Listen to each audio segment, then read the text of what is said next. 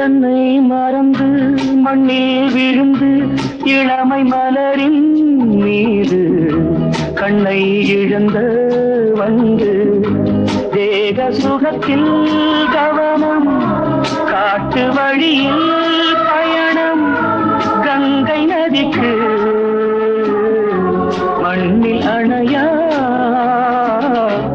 இளமையெனும் பூங்காற்று.